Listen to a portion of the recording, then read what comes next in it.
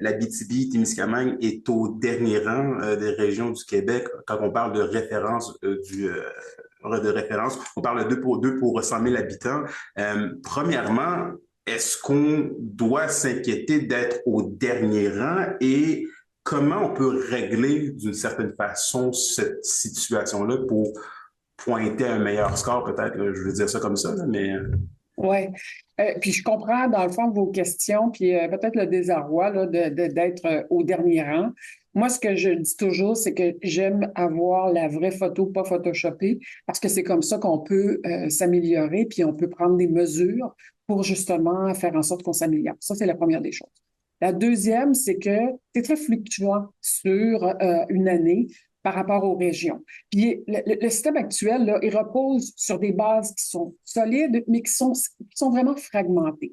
Il y a des disparités régionales qui sont là en matière de référencement, mais aussi pour plusieurs raisons, entre autres l'accès aux soins, le niveau de spécialisation des différentes organisations, des différents hôpitaux, puis la complexité aussi administrative en lien avec le registre de consentement. Tous ces facteurs-là, ça limite euh, l'efficacité en région. Puis des fois, ça peut être plus accentué que d'autres. Il y a le fait aussi qu'il y a des gens qui sont attitrés dans certains centres, dans d'autres, c'est pas tout à fait ça.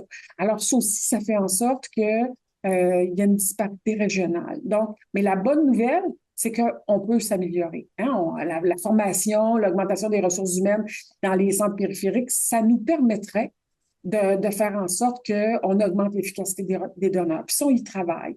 Il y a aussi des réalités hospitalières, dépendamment des régions. Ça, c'est un petit peu plus difficile à travailler parce que c'est la nature même des centres hospitaliers qui sont en région.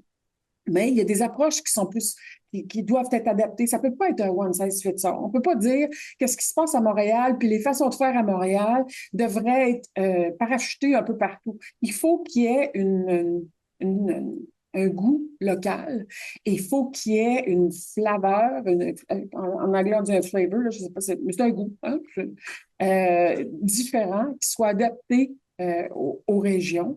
Et ça, on y travaille également.